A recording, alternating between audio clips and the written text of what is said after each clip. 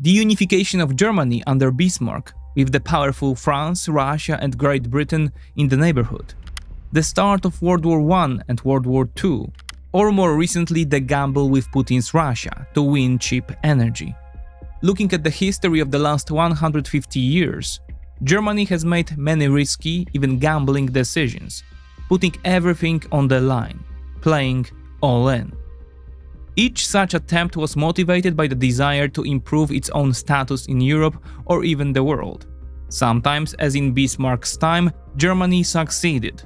More often, however, it ended in dismal defeat.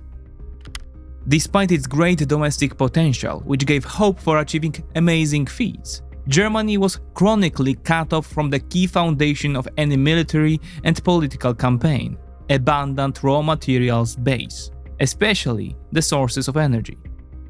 For this reason, the country's leaders often pinned their hopes on scientific and technological advances to break from the material gridlock. Gunpowder made from synthetic ammonia, synthetic gasoline made from coal, or wonder weapons like V1 or V2 rockets were supposed to break through German resource shortages and enemy manpower superiority. Did they break through? Well, we all know history. Meanwhile, today, Germany is taking another big gamble, and again it's on energy resources. This time, Berlin wants to bet on hydrogen. Big time. Did the Germans find a new, resourceful Wunderwaffe? Let's find out. Welcome to the 20s Report.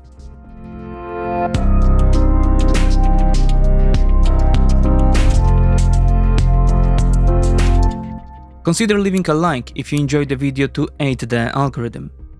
Quote, "You would like to know what motivated the federal government to abandon nuclear power in the midst of a crisis, despite the foreseeable inconveniences."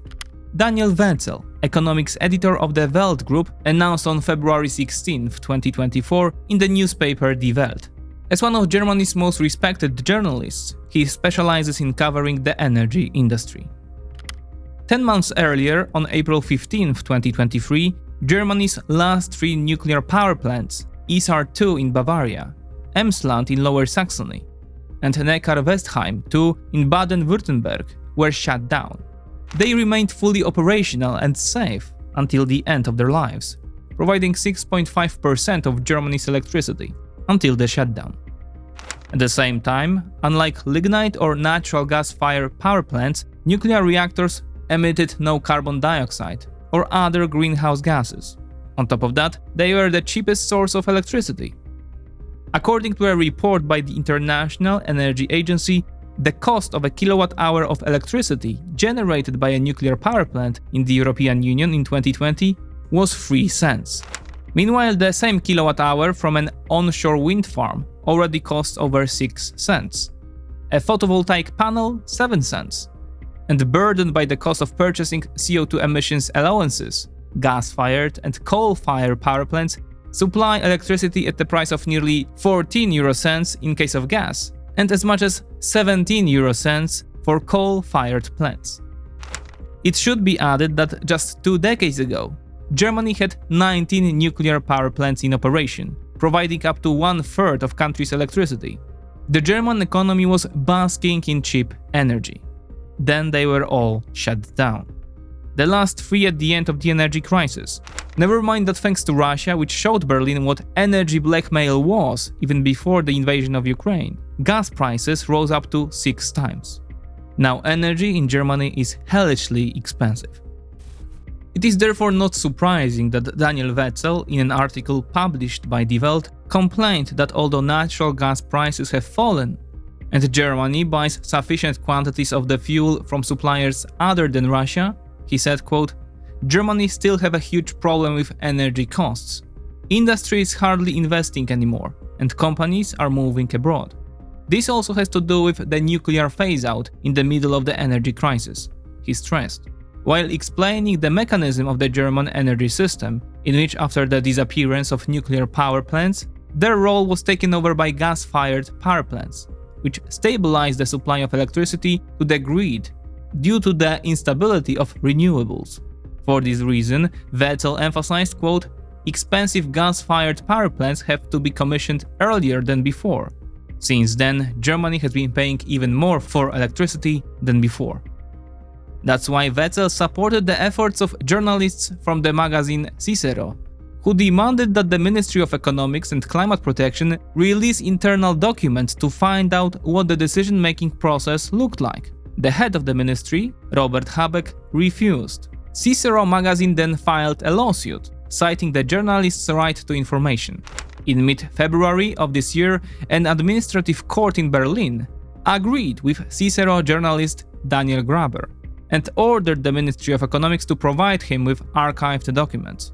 As a result, a text accusing Green Party politicians of deceiving the German public was allowed to appear in the pages of Cicero on April 25, 2024.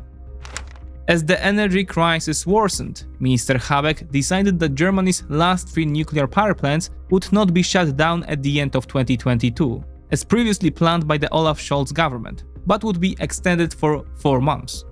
At the same time, according to the ministry's documents, a working group of experts was set up to assess whether the power plants could be operated even longer. According to the group's report, there was nothing to prevent them from continuing to be part of the German energy system. They provide a guarantee of stability and security and are a source of the cheapest energy. After receiving the report, according to the magazine Cicero, the head of the nuclear department of the Ministry of Economics wrote his own report, stating that further extension of the life of nuclear power plants, quote, is not justified for safety reasons. In response, Habeck and Environment Minister Steffi Lemke, also of the Greens, cited safety reasons and ignored the potential dangers and high costs involved in phasing out nuclear power in Germany. Media speculation that the closed plants could be reopened after a change of government was put to the rest by the energy companies themselves. Quote, "There is a clear legal situation in Germany according to which nuclear power plants have been shut down and are now in the dismantling phase," RWE Energy Company said in a statement.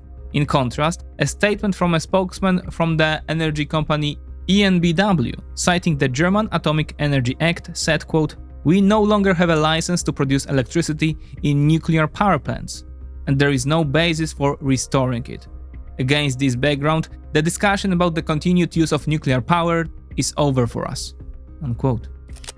Interestingly, the reports in Cicero about how the Greens, who had promised to shut down nuclear power plants since the party was founded, had deceived the public and implemented their election program, didn't cause much outrage in Germany, even though it meant tangible economic losses.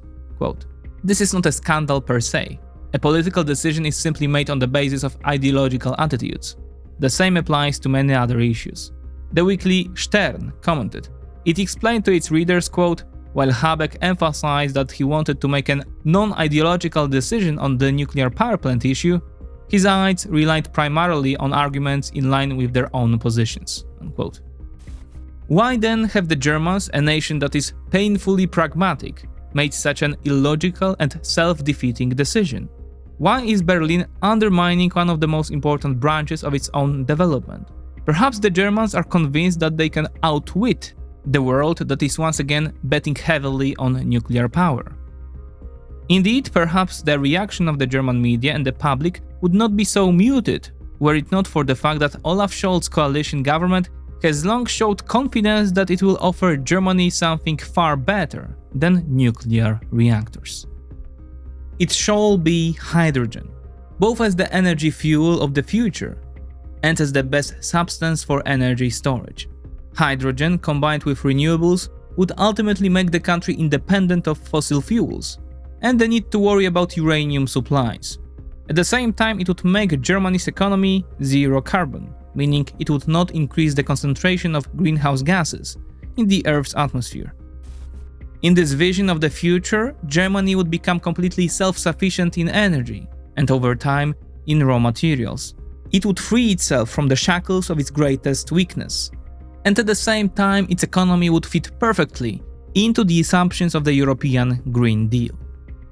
This seemingly ideal concept is spoiled by one small detail. With the technologies currently available, betting everything on hydrogen is a downright poker game. This is done without considering the risks and without a more accurate estimate of the possible costs. But before we get into the details of Berlin's gambling policy of abandoning nuclear power in favor of hydrogen, it's worth noting that such behavior is nothing new. Since the unification of Germany more than 150 years ago, the old continent's most economically powerful country has regularly attempted to gain global power status. In the process, it has often behaved like an incorrigible gambler, taking big risks. When it paid off, Germany came out victorious. When things did not go Berlin's way, however, it often ended up with spectacular defeats.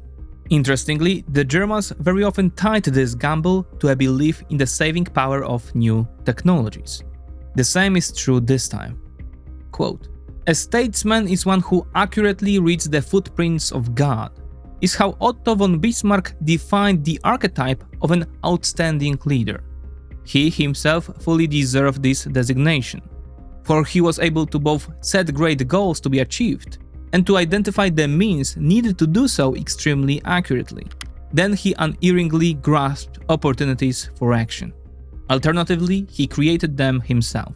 The qualities of an outstanding leader were combined in Bismarck's case with a tendency to gamble. The process of unifying Germany was, in his performance, just such a game. But the Iron Chancellor turned out to be a brilliant gambler, born under a lucky star. First, although he was a thoroughly conservative man, he embraced plans for German unification that had been previously associated with left-wing revolutionaries. In implementing them as Chancellor of Prussia, he provoked 3 wars. In the first, in alliance with Austria, he defeated Denmark. Then he defeated Berlin's main rival for German unification, Austria. Finally, in 1870, he defeated France, the last obstacle to German unification. The whole endeavor was a balancing act, for Bismarck was pushing for a complete change in the balance of power in Europe, creating a power at the heart of Europe with the potential to become more powerful than all the others. This meant the great risk that all the others would form an alliance against Prussia and the Chancellor, as they had once done against Napoleon Bonaparte's France.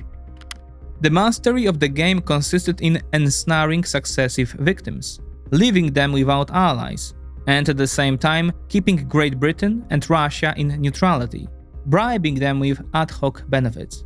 The two powers, which had defeated Bonaparte and could thwart any plans by entangling Prussia, allowed themselves to be manipulated. Politics was played exactly as the gambler Bismarck wanted, and changed the balance of power on the old continent. His success gave the Germans great self-confidence and the illusion that taking great risks was worthwhile, because it offered the chance to reap equally great rewards. It should be noted that when the Second Reich was founded, under the auspices of Prussia in 1871, its industry produced 6% of world's total output, lagging far behind Britain's, which had as much as 40%. However, the economic protectionism that Bismarck offered the German states, backed by a huge injection of 5 billion French francs in gold forced on France as a war contribution, began to bear fruit. Today it would be an estimated $200 billion. This huge capital was pumped into the German economy through investment banks known as Gründerbanks and using government contracts. In just 3 years, some 900 new companies, mostly in industrial production, appeared on the Berlin Stock Exchange.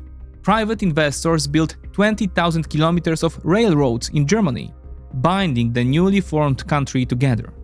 The iron roads of the Second Reich were no longer inferior in quality or density to English connections. On the other hand, in order for the German mark to compete effectively with the British pound in the financial markets, Bismarck introduced gold parity. This immediately made the German currency a money worthy of the highest confidence. However, it was not the gold contribution extracted from France that proved to be the Second Reich's greatest asset, but its own industrial elite, which was increasingly committed to building the country's power. It was they who initiated the Second Industrial Revolution, during which the fatherland of the first, Great Britain, began to lose its edge as the world's greatest economic power. The four-stroke engine designed by Nicolas Augustus Otto, commonly called the Otto type, conquered European markets. Founded in 1864 in Cologne, Germany, Otto Company produced barely 500 of them in 1871, but had to turn down as many as 2,000 orders. When Gottlieb Daimler and Wilhelm Maybach became directors, the Deutz factory, relocated to the outskirts of Cologne, became a major supplier of four-stroke gasoline and diesel engines for the entire continent. Not surprisingly, because until 1895, not a single engine produced by Deutz was returned to the factory due to complaints. But they would not have found so many buyers had the automobile not been born. The first designer to build a vehicle worthy of the name was Karl Benz. In October 1885, the first working automobile stood in the yard of the Benz factory in Mannheim. The test drive ended when it crashed into a wall. As the local press reported on July 3, 1886, after the car was repaired, Benz drove it 1 kilometer at an average speed of 11 kilometers per hour. The German automobile industry was born. Barely a decade later, Benz car factories were producing 135 different types of a car a year, competing with another German car company, Daimler Motorengesellschaft. The development of Siemens AG was equally turbulent. Generously supported by government contracts, it electrified all of Germany, wired it with a network of telegraph lines, and offered electric-powered trolley buses, trams, and trains. The warmest friendship in the Second Reich, however, blossomed between Chancellor Bismarck and the Krupp Corporation. In the days of bronze-cast cannons, Alfred Krupp began producing cannons from extremely resistant steel. The quality of Krupp's steel was recognized by the Prussian Chief of Staff, Helmut von Moltke, and before the wars for German unification began, he armed the entire Prussian army with cannons made in Essen. During the decisive battle with France at Sedan, they fired twice as fast and accurately as the French, massacring Napoleon III's troops. The emperor, taken prisoner, was later brought before the Prussian king Wilhelm I. Napoleon III began his conversation with the words, quote, "I congratulate you on your army, and especially on your artillery." Shortly thereafter, Wilhelm I became Emperor of Germany and wanted to thank Krupp for his inventions. At first, he offered the industrialist a title of nobility, but Krupp refused to accept the prefix von, saying simply, "Krupp das genügt," Krupp is enough. Being an aristocrat did not impress the industrialist, with whom the governments of literally every country wanted to sign contracts. These were the beginnings of the most powerful industrial group in Europe at the end of the 19th century. It became not only the largest producer of modern armaments, but also of steel products necessary for the construction of ships, locomotives, and automobiles, and indispensable for all construction projects. The expansion of German corporations grew rapidly. It was driven by the fact that in the Second Reich there was a rare combination of the cult of science and innovation, comparable only to a similar phenomenon in the United States. With that prompted by Prussia, discipline, diligence, and obedience to superiors. The German worker worked efficiently, the directors were wholeheartedly devoted to their companies, and the owners cared about production quality and innovation. The 6 largest German corporations, including Krupp and Siemens, employed 650 scientists in their laboratories. In Britain, 40 scientists worked for the entire industry at the end of the 19th century. As a result, the twilight of British economic dominance came remarkably quickly. By the end of the century, Krupp's company was offering the world's best Maxim machine guns and the most resistant armor plates. The laboratory of Bayer in Leverkusen, Germany, produced drugs that sold brilliantly in every country, that is, aspirin and heroin, as well as many other innovative drugs. Neither Britain nor France could keep up with Germany in the scientific race to produce innovations, so they lost out economically. As a result, by 1900, British industry no longer had a fourfold advantage over German industry. According to statistics, Britain produced 19.5% of the world's industrial output at the time, Germany 16.6%, and France lagged far behind with 6.4%. At the same time, the rate of development clearly indicated that a decade would be enough for the Second Reich to have an economy stronger than Britain's. Although the Americans were already dominant in this field, providing the world with as much as 35% of total industrial production. But the US was and is on the other side of the Atlantic pond. Quote, "The capital power of the German Empire was growing so fast that it was not enough space at home. As early as the 1880s, German investments abroad began on a large scale. Between 1883 and 1914, they increased fivefold and reached 30 billion marks in 1913, with just 5 billion marks of FDI in Germany. This is how Czapliński, Gallos and Korta described the next step in the expansion of the youngest of the European powers in a book, German History. While Great Britain and its companies invested mainly in British overseas territories, while France in Russia and its colonies, the main direction of expansion for the corporations of the Second Reich was Austria-Hungary, the Balkans, Turkey and the Middle East. At the beginning of the 20th century, it took only 3 decades for Vienna, Budapest, Istanbul and Bucharest to become financial subjugates of Berlin. Because of commercial and economic dependence, the governments there were condemned to an alliance with the Second Reich, regardless of their own strategic interests. At that time, it became clear that the greatest cause of Bismarck's legacy was success that came too fast and too big. The Germans blindly believed in their power and began to dream of a new division of the world, not accepting that the Far East and Africa should be dominated only by Britain and France. The pragmatic Bismarck saw these ideas of colonial expansion as dangerous for the future of the Second Reich. They threatened to unite Germany's greatest competitors against it, but in 1888, a young and ambitious Wilhelm II ascended the imperial throne. The grandson of Britain's Queen Victoria, he dreamed of creating an empire as great as the one his grandmother had ruled. The old chancellor tried to dissuade the emperor from his suicidal dream. The emperor then forced him to resign.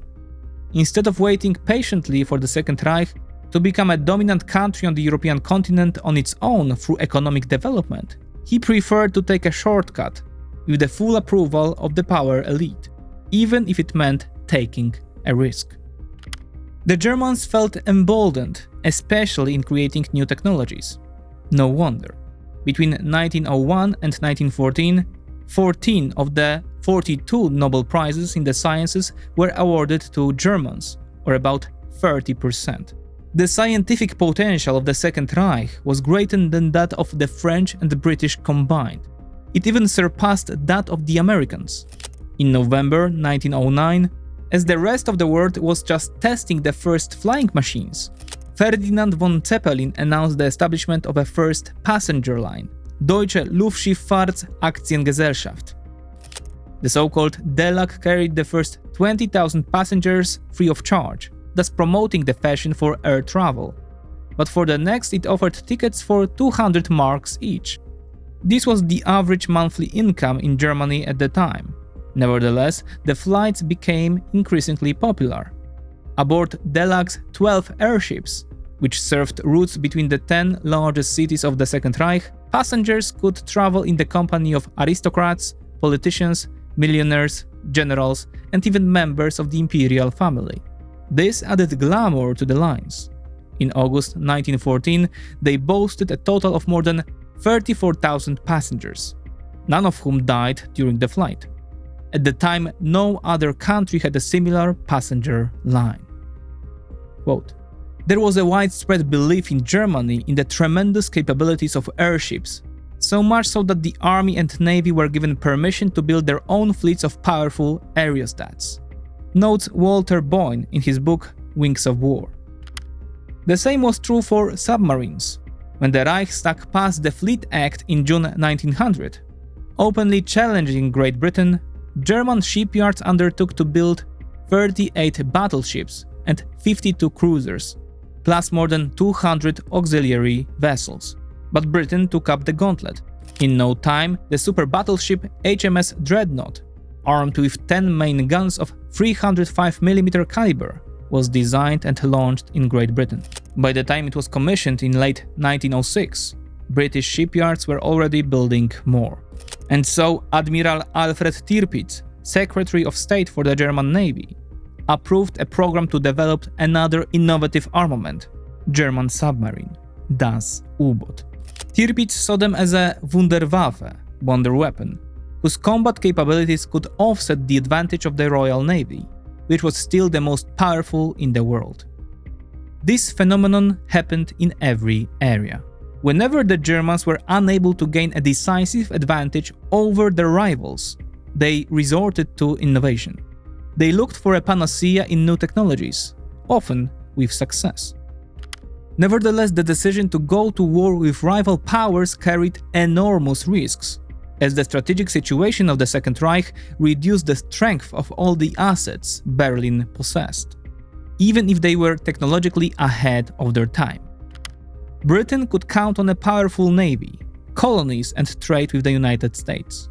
France also owned colonies and on Britain and Russia, with which it was bound by a military alliance called Entente.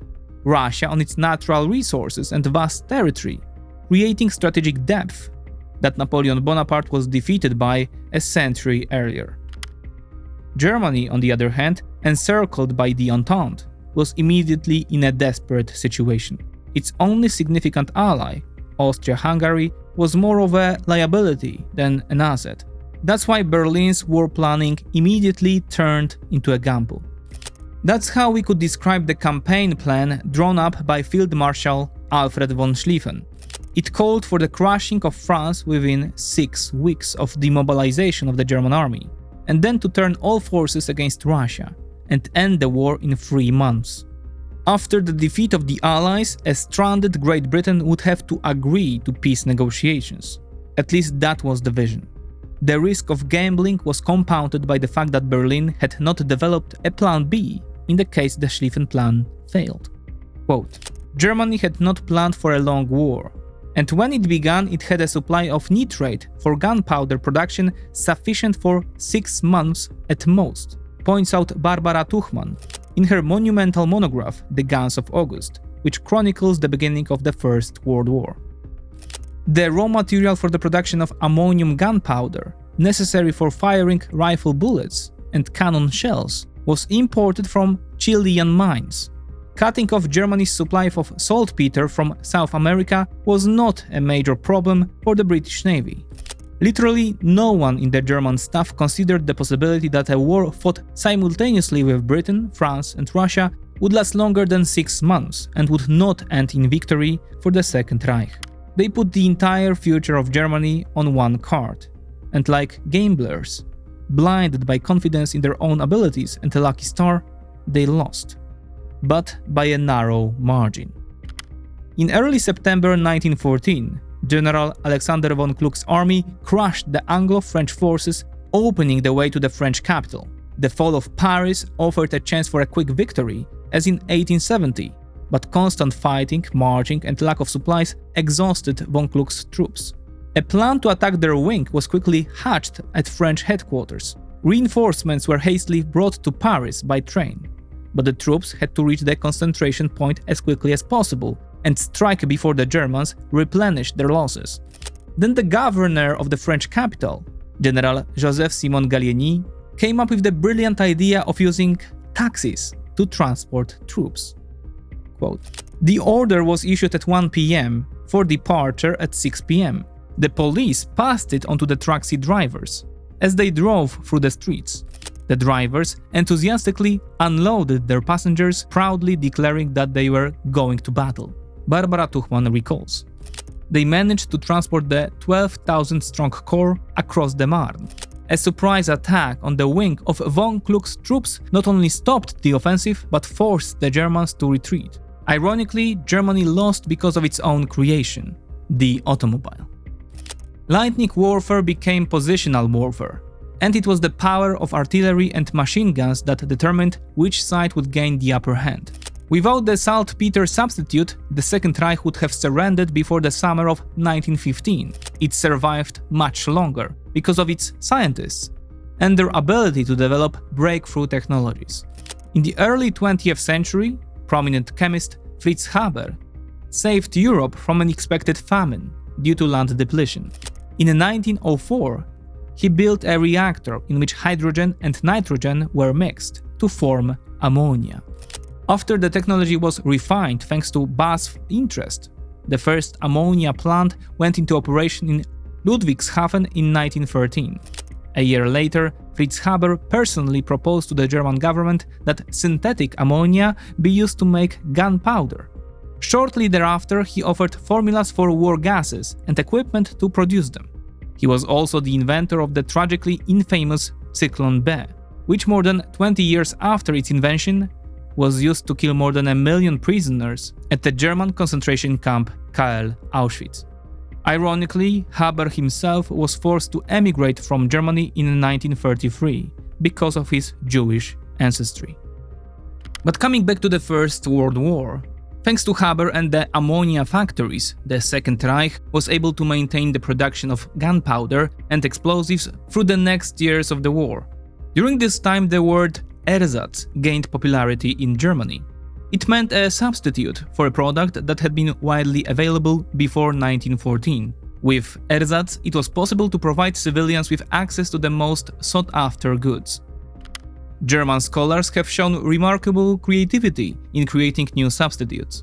Political activist and Reichstag delegate Marie Elisabeth Linders, in her monograph The Unknown Army, calculated that some 11,000 substitutes were created in Germany to cope with the British naval blockade. Of these, the largest number were more than 6,000 substitutes of wine, beer, and soda pretending to be pre-war products. In the case of tea, ersatz was made from roasted barley, combined with flower petals, field flowers, raspberry leaves, and catnip. Butter disappeared from store shelves as cow population dwindled. It was also around this time that German chemist Wilhelm Norman proposed his invention, a vegetable fat called margarine, as a substitute. Even more ingenuity was used to replace meat. Over 1,000 products that imitated its appearance and taste and were a mixture of some plants with chemicals were created. New technologies and substitutes allowed the Second Reich to delay the seemingly inevitable defeat for a very long time. As revolution broke out in Russia and France and Great Britain were on the verge of collapsing, from the number of fallen and injured soldiers, it seemed that German innovation might once again save von Hindenburg's troops. It was not until the United States sent its troops to the old continent that the balance was tipped. Those who could not be replaced by any substitute or ersatz were soldiers. The Germans began to run out of men capable of carrying weapons. In addition, those who had not yet fallen rebelled. However, the ability to continue fighting was also crippled by the lack of fuel for motor vehicles and the depletion of supplies of lubricants. Without these, no engine, be it a truck or a steam locomotive, could function. The possibilities for all kinds of transportation and even for dragging guns over long distances were running out. After 1914, German industry succeeded in replacing natural rubber with a substitute. The isoprene polymerization technology developed by Fritz Hoffmann made it possible to produce synthetic rubber on an industrial scale. However, the Second Reich could not find a recipe for being cut off from the oil fields. So although the German initial plan failed in 1914, it kept its hopes of turning the tide alive until 1918, thanks to its strong belief into ever-new technologies. It was largely an illusion, but it was believed in so strongly that the Germans were destined to make the same mistake again. Less than 15 years after the defeat, Adolf Hitler became Chancellor of Germany and immediately embarked on a further gambit, in which he repeatedly put the country's future on one card, beginning with the remilitarization of the Rhineland in March 1936, in which Wehrmacht troops invaded in defiance of the Treaty of Versailles. Quote, "The 48 hours after our troops marched in were the most nerve-wracking hours of my life. If the French had also invaded the Rhineland, we would have had to retreat with our tails between our legs, the Führer later recalled. Indeed, despite the restoration of military power, Germany's position was no better than it had been in 1914. Its only serious ally in Europe, fascist Italy, was proving more of a nuisance than a support. On the other hand, the Achilles heel was no longer saltpeter, but oil. Without access to its vast sources, the threat of a lack of controllable liquid fuel supplies constantly hung over the army, which based its strength on a blitzkrieg strategy, and thus on the coordinated use of mechanized brigades and aviation. Without oil, any plans of Hitler were just a pipe dream. But stronger than the fears was the confidence in new technologies. Even before the outbreak of the World War I, Professor Friedrich Bergius, in his laboratory in Hanover, Germany, developed a method for producing synthetic gasoline from lignite.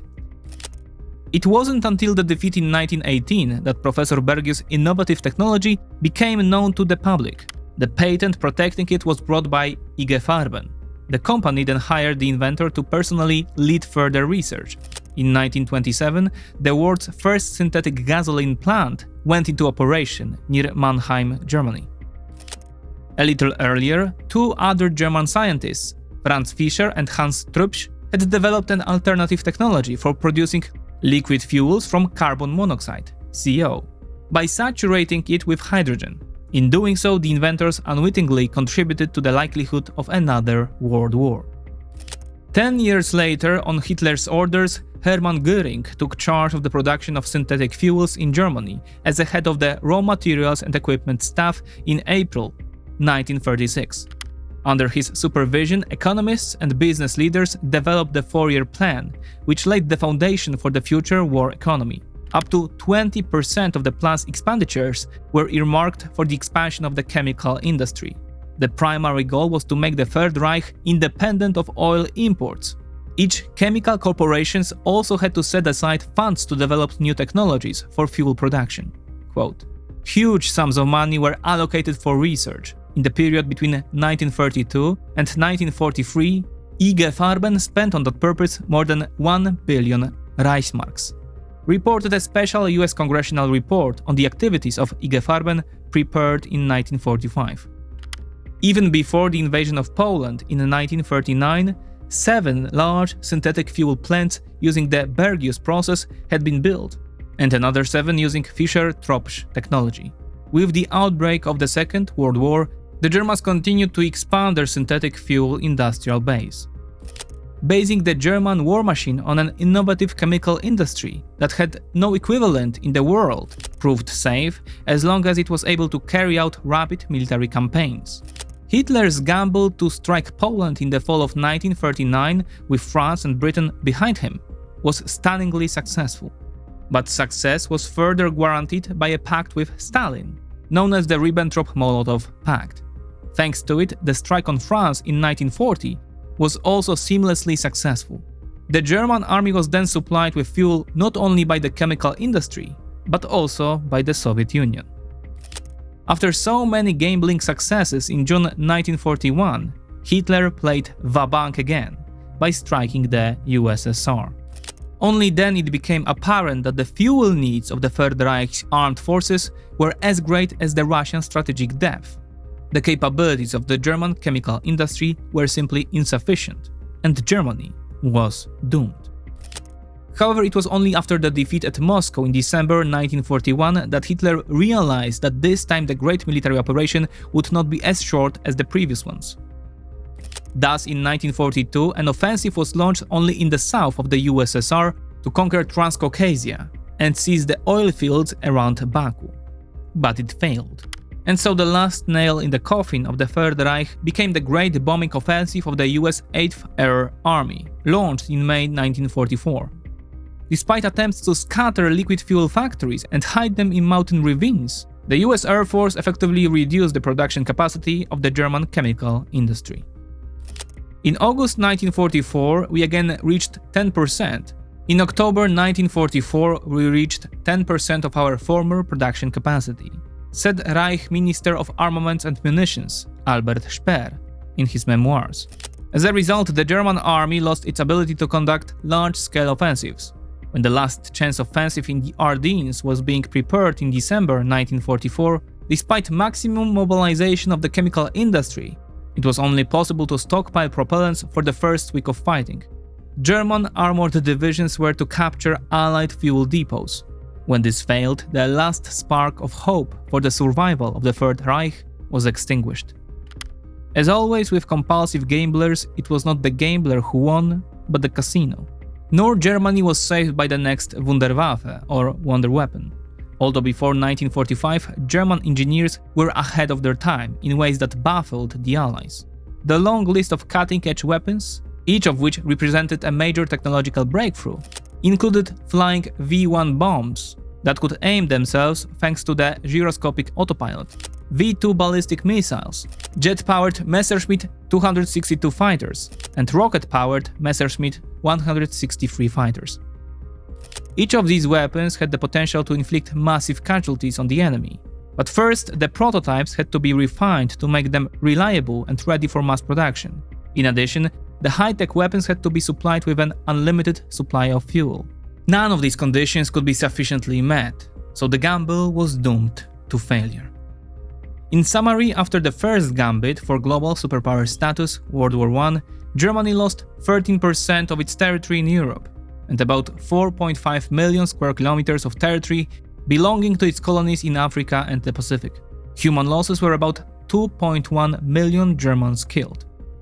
After the second gamble to become a global superpower, Germany lost another 24% of its territory, compared to what it had before the annexation of Austria in 1938, with human losses ranging from about 7 to 8.8 million dead, according to various estimates. This was accompanied by massive war damage and the division of Germany into two states, with East Germany completely subordinated to the Soviet Union and West Germany under the protectorate of the United States. Thus, the double attempt to repeat the Bismarckian poker game in order to establish a new order, but no longer on a European but on a global scale, resulted in the squandering of the Iron Chancellor achievements. Even the work of German unification was wasted. The end result cured the Germans of their gambling tendencies for a long time. Even in the first decade after the reunification of the German state in 1990, there were no signs that they wanted to return to their old habits. The fact that the Federal Republic had become a model democracy, and at the same time a key member of the European Union, seemed a sufficient safeguard against German tendencies to take excessive risks. Faith in the Union and German democracy proved so strong that when Berlin went back to gambling, not even the Germans themselves noticed. Only in retrospect can it be seen that it was Germany's Eastern policy, initiated by Chancellor Gerhard Schröder and conducted under the slogan Wandel durch Handel, change through trade, that was responsible. Initially, the Chancellor's actions raised some objections in the media and among politicians, mainly due to the fact that respect for human rights and democratic principles is not Vladimir Putin's strong point, especially when he was pacifying Chechnya and sending more of his political opponents to prison, or they died under very clear circumstances. Quote, "For Schröder, Putin is simply an impeccable democrat," stated in the pages of Deutsche Welle on May 4, 2005, Sonia Palnikar, informing also that, quote, "Russia is one of Chancellor's favorite destinations. Berlin's economic relations with Moscow are developing dynamically, as are the personal relations between Gerhard Schröder and Vladimir Putin. But as Sonia Palnikar points out, it's not only human rights organizations that are concerned about Schröder's tendency to notoriously ignore democratic deficits and legal abuses whenever there is an economic advantage. Members of his own party and the party of his green partner in the coalition are also sometimes very unhappy with Schröder's favorite principles of market over morality," wrote Palnikar. These reservations began to fade, however, when Schröder offered the Greens in 2001 to implement the elements of the party's electoral agenda that were most important to them, first and foremost the phasing out of nuclear power plants. Gas-fired power plants with fuel from Russia were to fill the gap. Cheap Russian raw materials became a facilitator for the implementation of the Agenda 2010 reform package, with which Chancellor Schröder's cabinet intended to pull the German economy out of stagnation. And it did. Access to Russian fuels and the benefits of the Eurozone acted like a turbocharger on the German economy. After several years of stagnation, Germany almost doubled its exports from 664 billion euros in 2001 to 965 billion in 2007. The author of this success secured a lavish reward for himself by accepting the position of chairman of the supervisory board of Nord Stream AG from Vladimir Putin. Although the SPD lost power to the CDU in 2005, its leader, Angela Merkel, continued Schröder's Ostpolitik, making Germany dependent on energy resources from Russia. The resulting economic benefits allowed the Chancellor to gain a dominant position in the European Union, especially as the other key state in the community, France, was experiencing increasing economic breathlessness. While the French economy kept pace with Germany until the beginning of the 21st century, it began to fall behind in the middle of the first decade of the new century. This in turn meant that Chancellor Merkel increasingly had the last word in the EU forum. Cooperation with Russia therefore paid off more and more, as it strengthened Germany's position not only in Europe but also in the world. This fact was also appreciated by US President Barack Obama, who offered Merkel the role of his strategic partner, even calling her his closest ally in Europe. In turn, she broke the resistance of the Central European countries that tried to block the construction of the two Nord Stream pipelines, and convinced all of Western Europe of the necessity of their existence. Thanks to them, the great project of energy transition was to be possible. Berlin's ultimate goal was to base Germany's energy sector entirely on renewable sources. In this way, Germany wanted to overcome one of its greatest weaknesses, which for 150 years has always been the lack of access to the most necessary raw materials. Achieving this goal would bring many strategic benefits to Germany. It would become a world leader in the fight against global warming, with an economy fully compatible with this challenge. Economically, it would become a supplier of the technology and equipment needed in other countries to make a similar transition. At the same time, on the political front, a country that dominates the European Union. By getting rid of nuclear power and doing everything possible to disgust all EU members of nuclear energy, Berlin was theoretically not to lose anything, but gain new influence. The energy systems of other EU members became more and more similar and compatible with Germany's. And during the transition period, Germany secured for itself the role of a major distributor of Russian gas in Europe. It was something like the energy core of the old continent, around which the new order in the Union would take shape. Berlin's misfortune was that such a transformation model again turned out to be a gamble. Neither Angela Merkel nor her successors in the SPD-Green FDP coalition took into account the possibility that Vladimir Putin would not be an honest partner, but a competitor. Moreover, his political goals will threaten German interests. Hundreds of warning signals that have appeared regularly since the beginning of the 21st century, including Putin's public statements, have always been ignored. Meanwhile, the Russian leader has made no secret of his desire to keep the countries created after the collapse of the USSR within the Kremlin's sphere of influence, and to regain at least some of his influence in the Central European countries, once vassalized by Moscow. He has already spoken about this in an address to the nation on April 25, 2005, and again in a speech in Munich in February 2007. Nevertheless, the German leaders remained deaf and blind to these threats, and stuck to their plans for a great transformation until February 24, 2022, when Russian troops invaded Ukraine. At that point, everything went sour, and the German economy began to slide into a recession that lasted until 2023. Today, it is at best stagnation. The successive financial support packages for industry prepared by the Olaf Scholz government are unable to break it. In the long run, such a state of affairs threatens to deprive Berlin of the dominant political and economic position in the Union that it achieved under Gerhard Schröder and Angela Merkel. This goes hand in hand with giving up the dream of being an independent global player and having to accept the growing importance of other large member states in the EU, and the return of Paris to the role of an equal partner. This process is already underway, as can be seen, for example, in the very assertive policy of Emmanuel Macron and his attempt to assume the role of political leader of the entire Union. on the most pressing issues for it, such as the war in Ukraine. Meanwhile, Germany is behaving like it always does after realizing the failure of previous plans. It is acting like a compulsive gambler, betting its future on a very risky card, believing in the miraculous power of new technologies and hydrogen. Quote, the Bundestag today passed the second law amending the Energy Industry Act. It creates the legal framework for the second phase of hydrogen network expansion by introducing comprehensive integrated planning for the development of natural gas network and future hydrogen transport network, said a press release issued by the German parliament on April 12, 2024. Thanks to the new law, the construction of a hydrogen core network will begin in Germany, for the creation of which the government will allocate more than 20 billion euros. The plan is to have a network of 9,700 kilometers of hydrogen pipelines in operation by 2032. Kerstin Andrae, managing director of the German Energy Association, said, quote, the development of the hydrogen core network is an important component of the energy transition and economic transformation.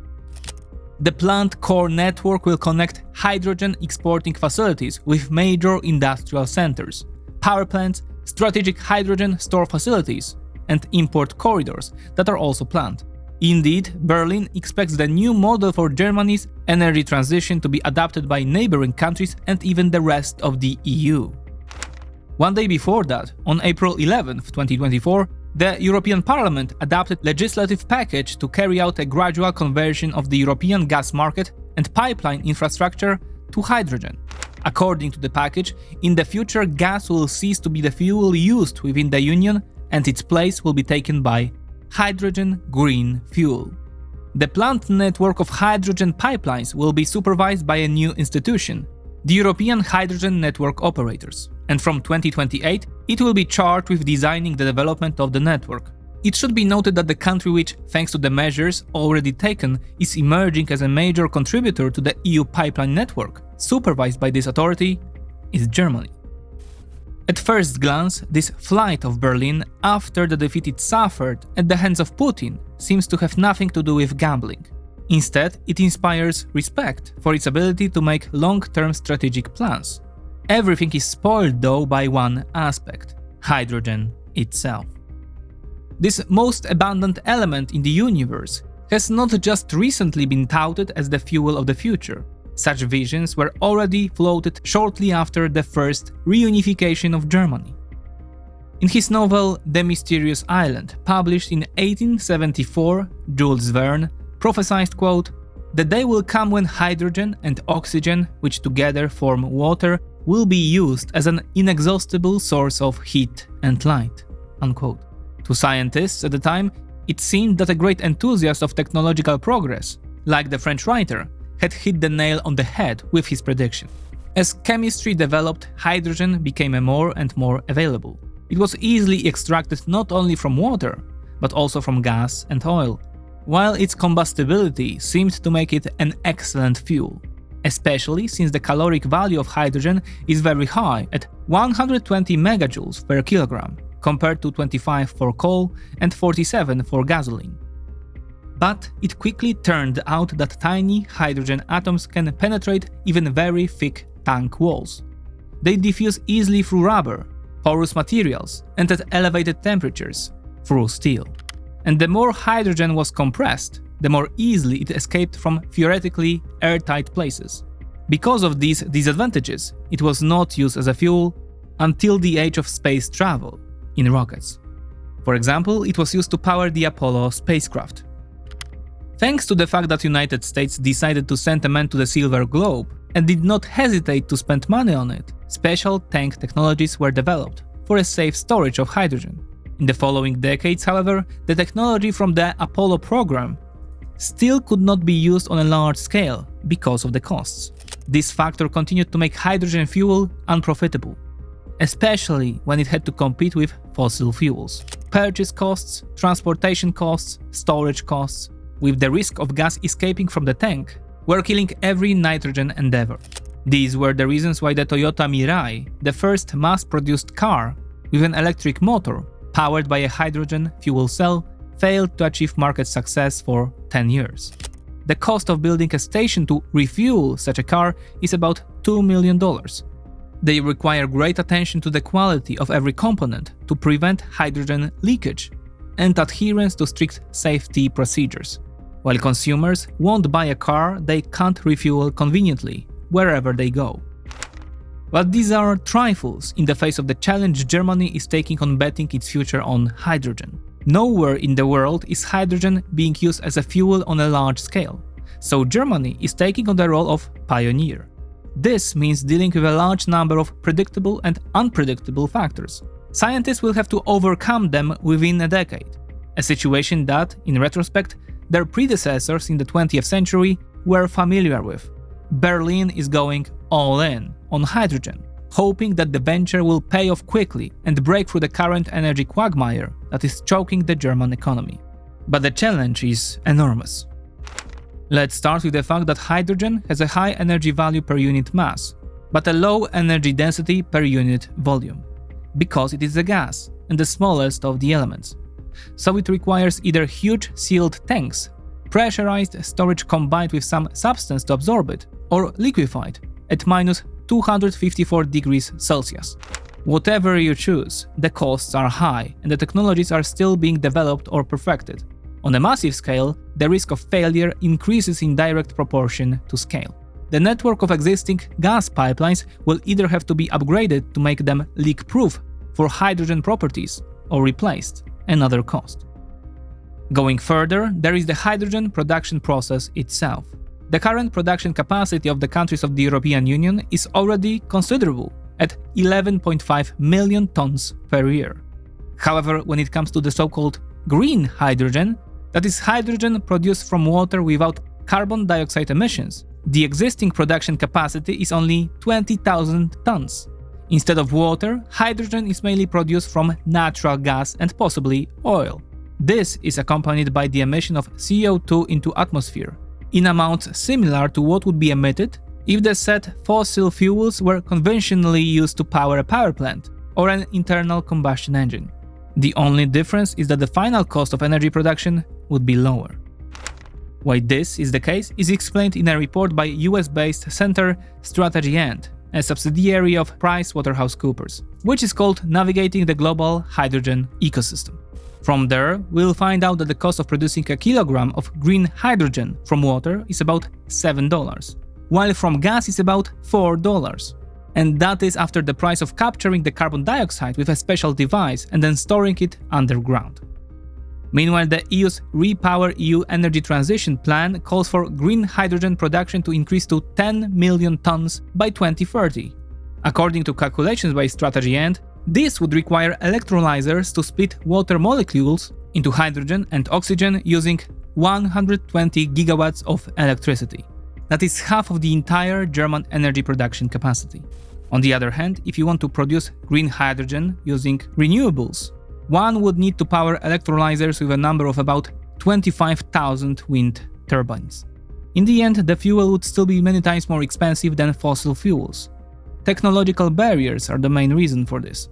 Not only is the bond between water and oxygen extremely strong, so that breaking it requires a considerable amount of electricity, but to make matters worse, the electrolyzers currently in use require expensive materials that act as cathodes and anodes, as well as catalysts for the chemical reaction, in order for the electrolysis process to take place. These are mainly platinum and iridium. This again multiplies the cost of manufacturing and using this device. In order to make green hydrogen cheaper, further technological revolutions are needed to reduce the horrendous costs of its production. In the long term, this seems achievable, as innovative electrolyzer designs are emerging that successfully replace precious metals with nickel, copper, iron, and even organic compounds. However, these are prototype projects that need to be refined and improved. Meanwhile, they should, in principle, be in mass production within a month, if the Great Hydrogen Transition Plan by Berlin is to be a great success by the expected date. So it's hard not to call it a gamble. If Germany's dependence on hydrogen for its future turns out to be a mistake, the country will have rigged itself with an energy system that guarantees the highest electricity prices in the world. And remember, We live in a time when electricity dominates our civilization. Without it, it ceases to function. Well, unless German scientists, as they did 100 years ago, take on the burden of keeping the country in the global race and develop methods, still unknown today, that will make hydrogen both a cheap and efficient source of energy. Today, however, it is another poker game by the authorities in Berlin. In the course of the next few years, we will find out whether another German gamble with new technologies will bring Germany an economic revival, or another spectacular defeat. Unfortunately, the gambling of the still most powerful country in Europe does not happen in isolation. If Germany gambles itself into disaster, it will drag everyone around it down as well.